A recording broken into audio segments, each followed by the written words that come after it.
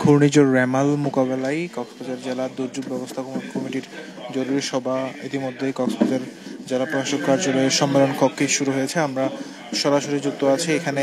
কক্সবাজার জেলা প্রশাসক মোহাম্মদ শাহিন ইমরান বিভিন্ন দপ্তরের কর্মকর্তাদের সাথে কথা বলছেন এবং ঘূর্ণিঝড় মোকাবেলায় প্রস্তুতি নিয়ে তাদের সাথে বিভিন্ন বিষয় নিয়ে আলোচনা করছেন। আমরা সরাসরি সেই সবাই যুক্ত হচ্ছি। পরিচালনাটা আজকে থেকে শুরু করবে। আর এখানে কন্ট্রোল রুমগুলো হবে। কন্ট্রোল রুমে আমি মনে করি যে প্রত্যেক ডিপার্টমেন্টেরই একজন প্রতিনিধি এই কন্ট্রোল রুমে থাকা উচিত। এটা আমাদের নাম বলে আমাদের কেউ আছেন ওই যে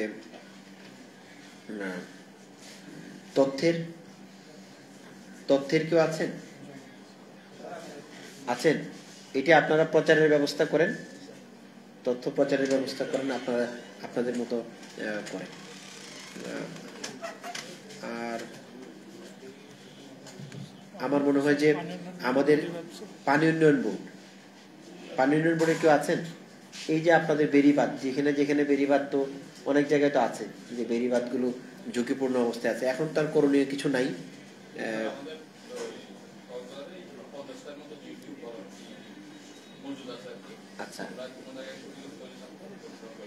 আচ্ছা, এই আপনাদের টিম কিন্তু রেডি রাখতে হবে।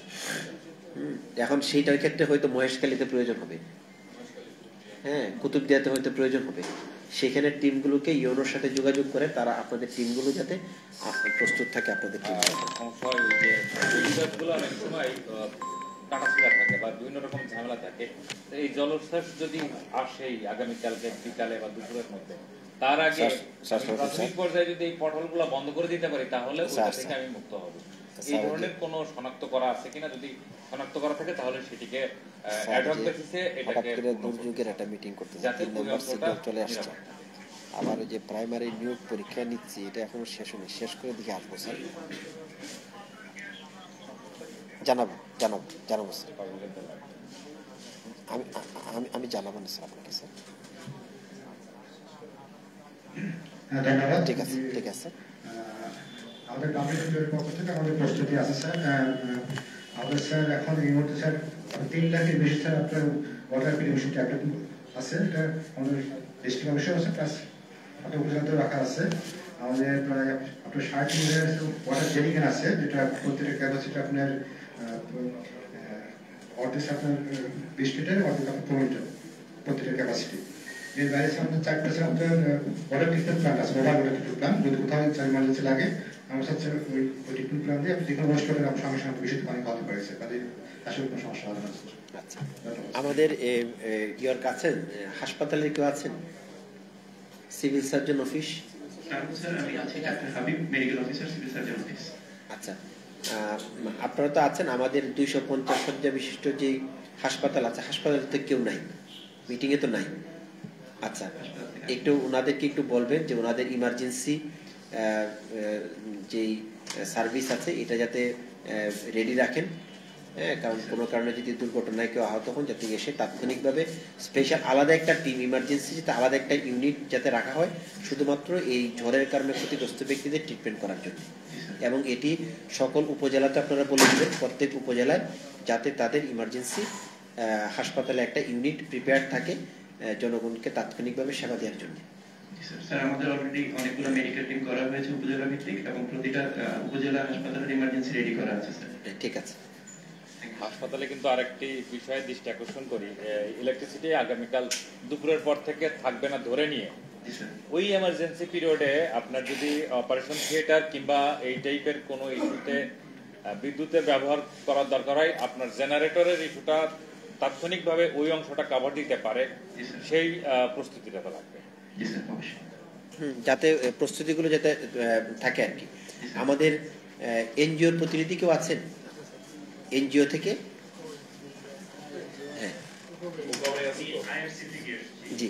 আইআরসির যে আমাদের রেগুলার যে অ্যাক্টিভিটিস আছে, সেই অ্যাক্টিভিটিসগুলি ফিল্ডে চলমান আছে। যে উপজেলাগুলিতে আমরা কাজ করি, উপজেলা নির্বাহী কর্মকর্তা মহোদয়ের সাথে সমন্বয় করে যে অর্ডার অন্যান্য কার্যক্রমগুলি চলমান আছে।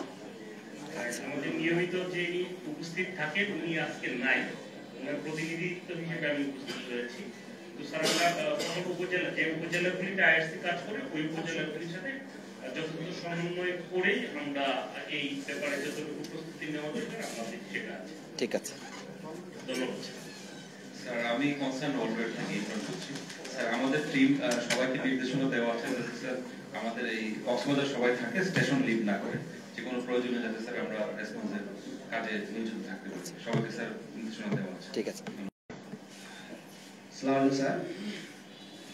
দুর্যোগ দুর্ঘটনা সবার আগে সবার পাশে ফায়ার সার্ভিস যথারীতি কক্সবাজারে আমরা আপনাদের পাশে আছি।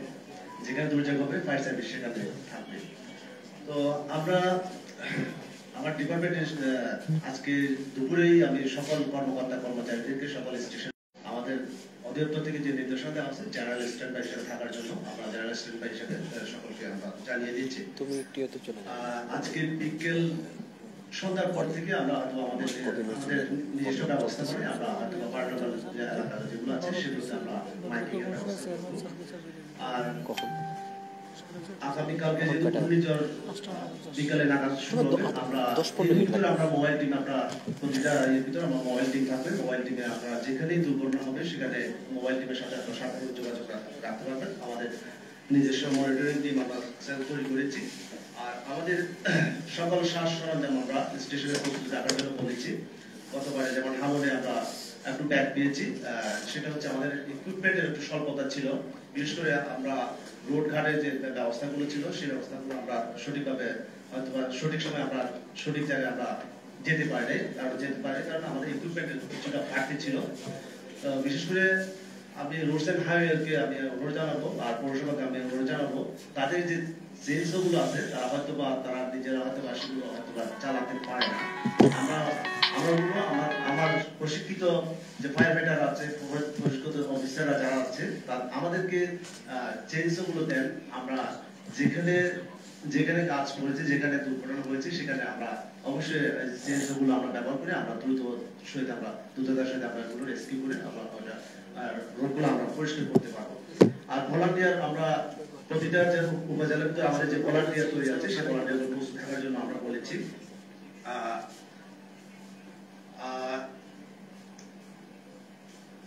মোটামুটি স্যার আপনার গতবার অবস্থা আপনার নিজেই দেখেছেন স্যার। আমরা গতবার কি মানে অতি দ্রুততার সহিত আমরা কিভাবে আমরা আপনাদেরকে রেস্কিউ করেছি সেই বিষয়টা। ধন্যবাদ। ঠিক আছে। আমরা যারা এনজিও যারা আছেন তাদেরকে আমরা রিকোয়েস্ট করব যে বিশেষ করে শুকনো খাবার এবং পানি এই বিষয়ে আপনারা একটু আপনাদের অফিসদের সাথে যোগাযোগ করে আমাদের অফিস থেকে যোগাযোগ করবে, সেটি যাতে আপনারা একটু আশ্রয় কেন্দ্রে যারা আসেন তাদেরকে যাতে আপনারা ডিস্ট্রিবিউশন করতে পারেন, এই একটি পরিকল্পনা আপনারা নিতে পারেন। আমাদের আর কেউ কিছু বলবেন? হ্যাঁ,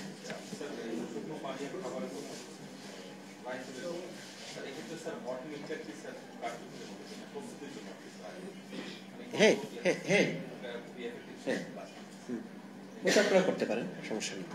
আর কেউ কিছু বলবেন? আমি ওয়ার্ল্ড থেকে এলভিস স্যার। আমাদের সদরে 3টা আশ্রয় কেন্দ্র আছে।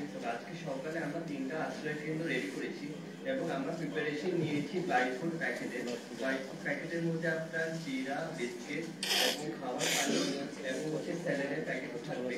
আমরা এরকম এই স্যার আমরা এই যারা আসবে আমরা আশ্রয় কেন্দ্রে সবাই স্যার লাইট ফুডটা পাবে, এইটা আমরা ব্যবস্থা করছি। আচ্ছা, ঠিক আছে। আমাদের চেম্বার অফ কমার্সের সভাপতি মহোদয়।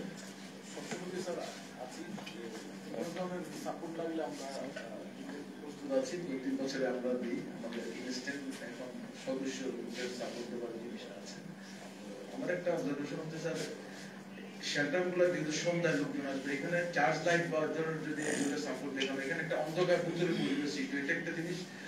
সেকেন্ড হচ্ছে স্যার যারা রেড ক্রিস ভলান্টিয়ার আছে ওরা কিন্তু দেখা যায় যে যদি আমাদের বলা আছে যে বাচ্চাদের এবং প্রেগনেন্ট মহিলা এদেরকে প্রায়োরিটি বেসিসে আগে থেকে শেল্টার, এই জিনিসটা যদি আমাদের রাখা হয় তাহলে ভালনারেবিলিটি অনেক আমরা কম পাই। এই জিনিসটা যারা সিপিইউ স্পেশাল এই জিনিসটা আমরা রাখা। আর স্যার এখানে যারা যেসব ডিপার্টমেন্টের অ্যাম্বুলেন্স গুলো যেগুলোতে আপনার কন্ট্রোলের আশেপাশে থাকে তাহলে ইনস্ট্যান্ট হ্রাস করতে পারে। ঠিক আছে, আমরা একটু আমাদের ডিআরও সাহেব আছেন, আমাদের আশ্রয় কেন্দ্রগুলো কি অবস্থা এটা একটু যদি বলেন। আশ্রয় কেন্দ্রগুলো সবাইকে একটু মেসেজ দিয়ে দেন যে আমাদের এখন আশ্রয় কেন্দ্র আছে 638টি আশ্রয় কেন্দ্র আছে। এই সবগুলো আশ্রয় কেন্দ্র যাতে প্রিপেয়ার্ড করে রাখা হয় এবং খুলে দেওয়া হয়, এবং এখানে আদার্স যে ব্যবস্থাগুলো, ইলেকট্রিসিটি যদি না থাকে, পানির ব্যবস্থা কি আছে, টিউবওয়েলগুলো ঠিক আছে কিনা, এই বিষয়ে একটা নির্দেশনা আমার মনে হয় যে দেওয়া উচিত। চাবিটা কার কাছে থাকবে সেই বিষয়ে একটা নির্দেশনা দেওয়া যেতে পারে।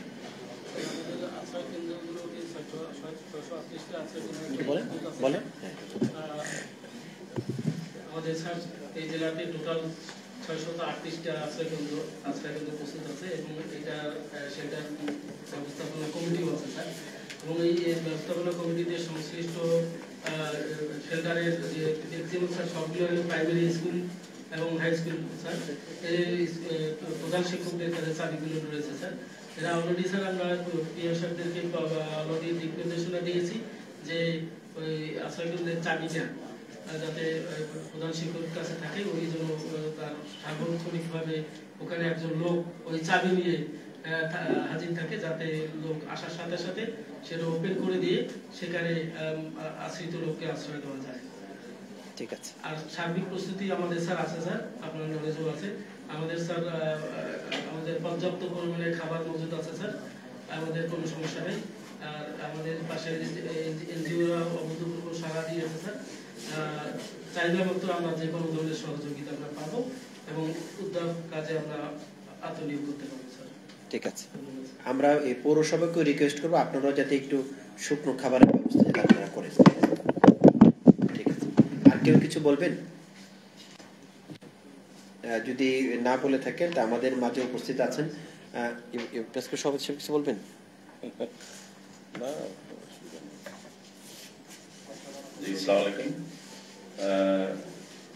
তো আজকে দুর্যোগ ব্যবস্থাপনা কমিটির জরুরি সভায় আমি সবাইকে স্বাগত জানাচ্ছি। আসলে আমাদের দুর্যোগটা হবে আগামীকালকে। এখানে আমাদের সিও মহোদয় মনে হয় পানি উন্নয়ন বোর্ডকে একটা কথা বলছেন, যেখানে কোথাও যদি মানে বেরিবার ভাঙা থাকে, ওটা যদি সময়ের মধ্যে যদি আমরা চাই, আমার মনে হয় এটা করা যায়।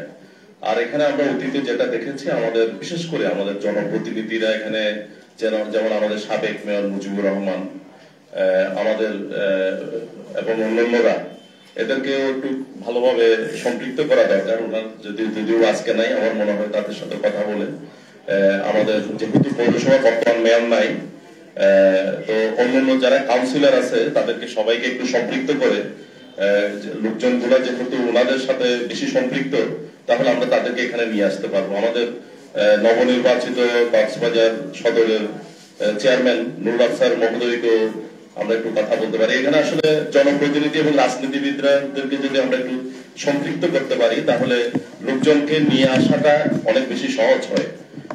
তো আমি আশা করি আমরা সবাই মিলে চেষ্টা করলে থেকে আমরা ইনশাল্লাহ আমরা সহজ হবে আমাদের কাজগুলো করতে।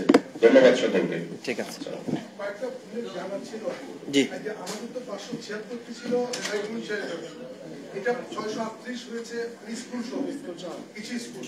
স্কুলগুলো তো আগামীকাল খোলা থাকবে, স্কুলগুলোকে বন্ধের ঘোষণা করা হবে কিনা এক নাম্বার।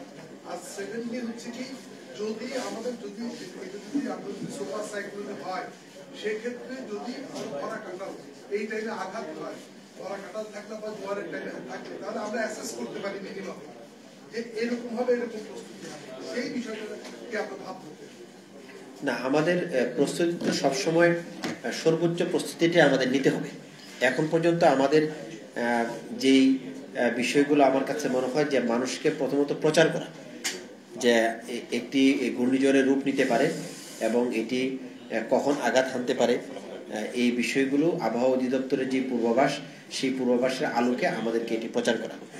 আগামীকালকে স্কুল বন্ধ থাকবে কিনা এটা আমরা আরেকটু দেখি, দেখার পরে আমরা ইনস্ট্রাকশনটা আমরা দিব, কারণ এটি ওয়েদারের উপর ডিপেন্ডস করতেছে যে ওয়েদারটা কিরকম হয়, সেই আলোকে আমরা তাৎক্ষণিকভাবে তো আমরা সিদ্ধান্ত আমরা নিতে পারবো।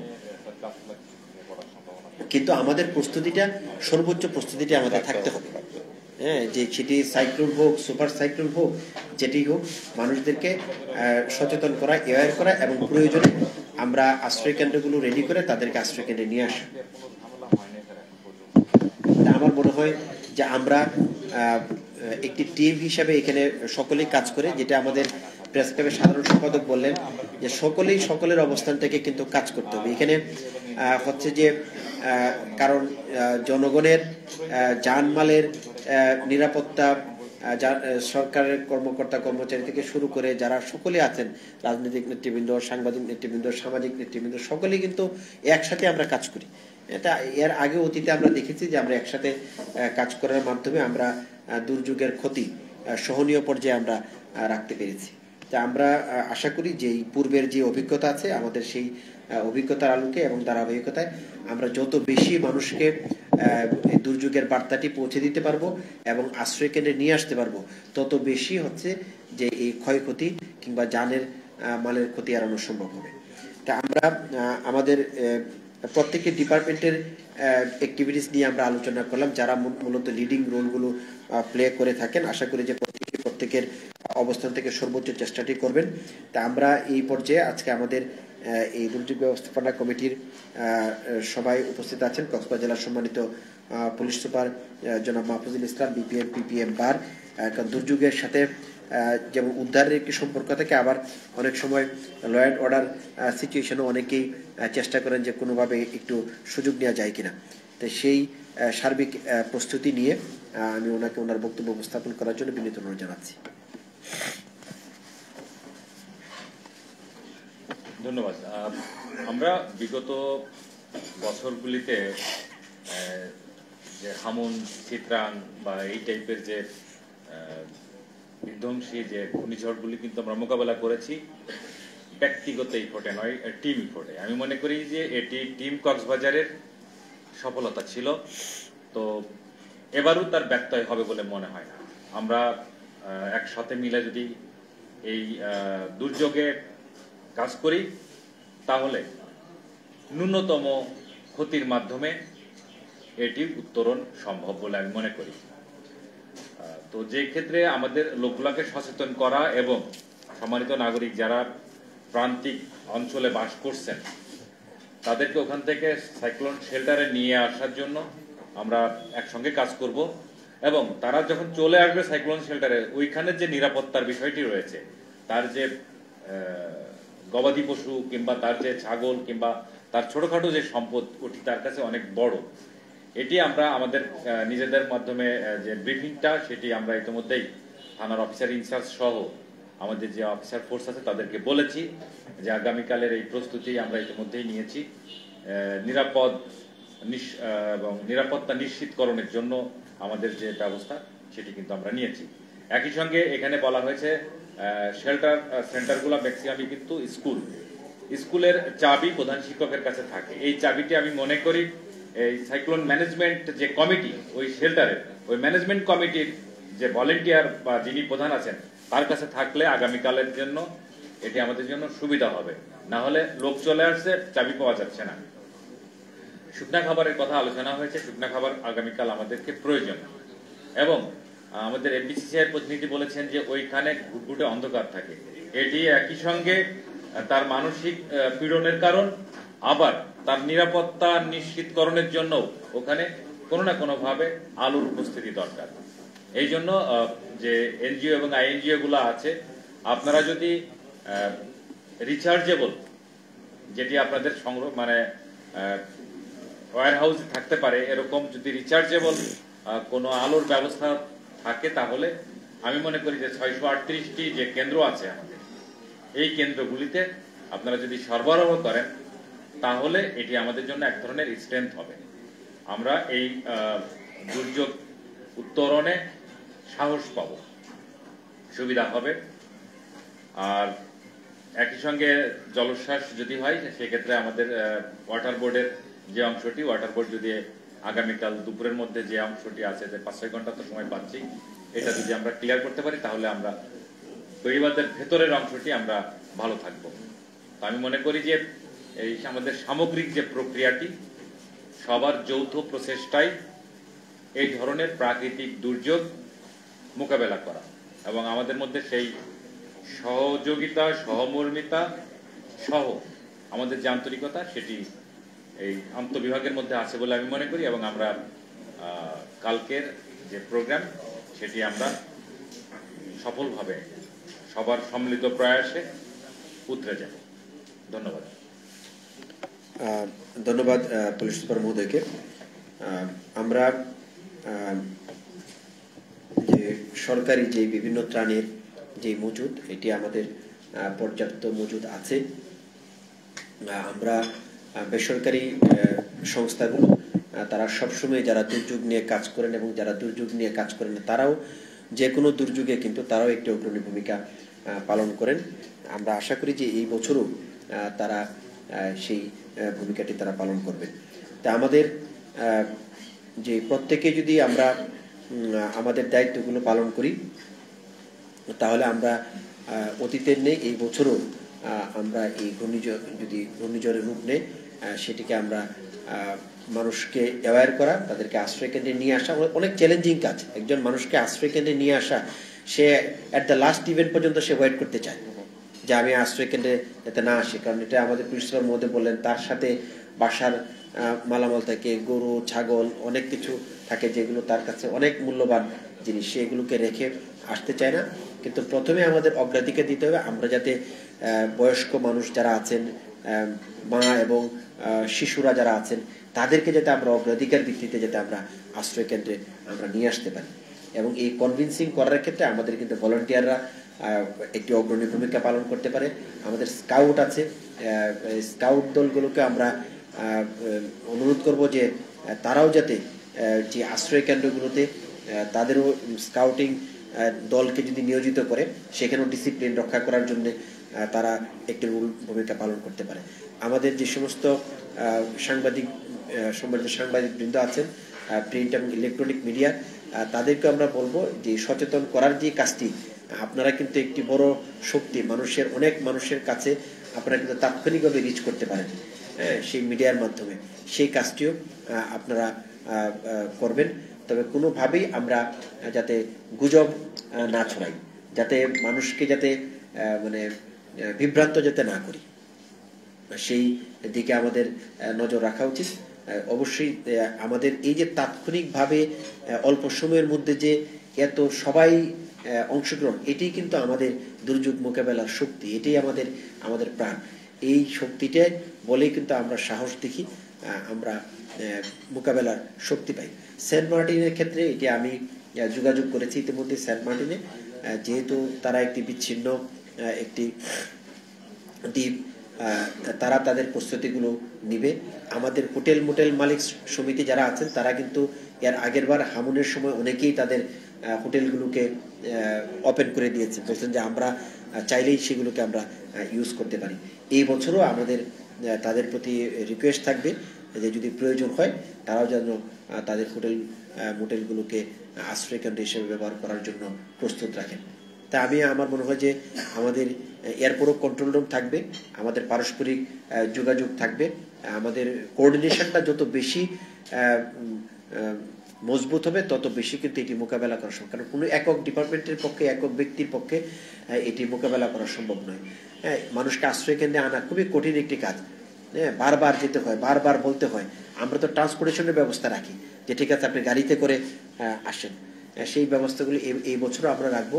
আমরা ইতিমধ্যে উপজেলা পর্যায়ে আমরা নির্দেশনা প্রদান করেছি যাতে উপজেলা দুর্যোগ ব্যবস্থাপনা কমিটির মিটিংগুলো যাতে আহ্বান করেন এবং ইউনিয়ন পর্যায়ের মিটিংগুলো যাতে আহ্বান করার, সবাইকে যাতে আমরা অনুরোধ করে এই দুর্যোগটি মোকাবেলা করতে পারি, সেই সহযোগিতা প্রত্যাশা করে আমাদের আজকের এই সভাটি এখানে সমাপ্তি ঘোষণা করছি।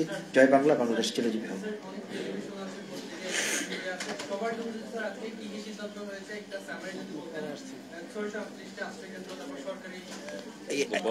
আমরা সবগুলোই বলা হয়েছে যে আমাদের আশ্রয় রিপিটেশন বারবার রিপিট করা যাবে না, তাই না? আমরা যে সিদ্ধান্তগুলো নিয়েছি প্রত্যেকটা ডিপার্টমেন্ট ইন্ডিভিজুয়ালি কথা বলেই কিন্তু আমরা সিদ্ধান্তগুলো নিয়েছি। কাজে আমাদের আশ্রয় কেন্দ্র আছে 638টি আমাদের আশ্রয় কেন্দ্র আছে। আমরা আশ্রয় কেন্দ্রগুলো আমরা প্রস্তুত করার জন্য আমরা নির্দেশনা আমরা প্রদান করেছি। আমাদের সিপিবি ভলান্টিয়ার আছে ৬,৮০০ সিপিবি ভলান্টিয়ার আছে, আমাদের ৮,৬০০ সিপিবি ভলান্টিয়ার্স আছে। তাদেরকে আমরা অলরেডি, তারা কিছু মাঠে আছে এবং আজকের এই সবার পরে তারাও মাঠে থাকবে, তারা এই প্রচারণাটা চালাবে। আমাদের যেই আবহাওয়ার যে সর্বশেষ যে বুলেটিনগুলো আছে, যে মেসেজগুলো আছে, সেই মেসেজগুলো তারা জনগণকে দিবে এবং জনগণকে সচেতন করবে। আমাদের ঘূর্ণিঝড় মোকাবেলার পরবর্তীতে আমরা যাতে তাৎক্ষণিকভাবে রেস্কিউ অপারেশন যাতে আমরা করতে পারি, সেই কারণে আমাদের রোডস অ্যান্ড হাইওয়ে, আমাদের কক্সবাজার পৌরসভা, আমাদের ফায়ার ব্রিগেড সকলেই তাদের প্রস্তুতি নেওয়ার জন্য আমরা বলেছি। এবং আমাদের বিদ্যুৎ সংযোগ, যদি গাছপালা পরে যদি কোনো কারণে যদি বিচ্ছিন্ন হয়ে যায় বিদ্যুৎ সংযোগ, সেগুলোতে যাতে তারা টিম প্রস্তুত রাখেন ইমার্জেন্সি, এবং সেগুলো যাতে তাৎক্ষণিকভাবে যত তাড়াতাড়ি সম্ভব বিদ্যুৎ যাতে আবার পুনঃস্থাপন করা যায়, সেই বিষয়ে তাদেরকে টিম প্রস্তুত রাখার জন্য বলেছি। এবং এখানে একটি কন্ট্রোল রুম স্থাপিত হবে। এই কন্ট্রোল রুমের মাধ্যমে আপনারা সাংবাদিক যারা ভাইরা আছেন তারা প্রত্যেকেই আপ টু ডেট সংবাদ এখানে আপনারা পাবেন। আমাদের পর্যাপ্ত শুকনো খাবার আমাদের মজুদ আছে এবং আমাদের অন্যান্য যে জিআর চাল এবং নগদ টাকা সেগুলো আমাদের মজুদ আছে। আমরা প্রয়োজনে সেগুলো যথাযথ বন্টনের মাধ্যমে এই দুর্যোগটি মোকাবেলায় আমরা কাজ করব। এটি আমাদের নাম্বার আছে, এটা আমরা দিয়ে দেব। এটি আমাদের ফিক্সড নাম্বার আছে।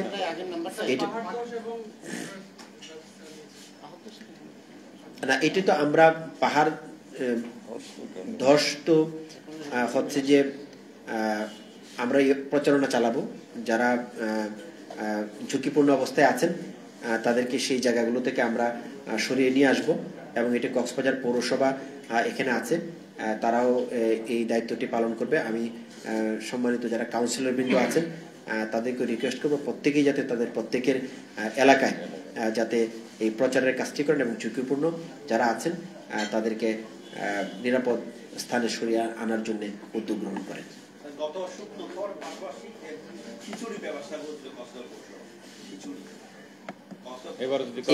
এই বছর আমরা কক্সবাজার পৌরসভাকে বলেছি তারা শুকনো খাবার এবং যদি খিচুড়ির ব্যবস্থা ওনারা করেন সেটা অবশ্যই ওনারা করবেন। ওকে।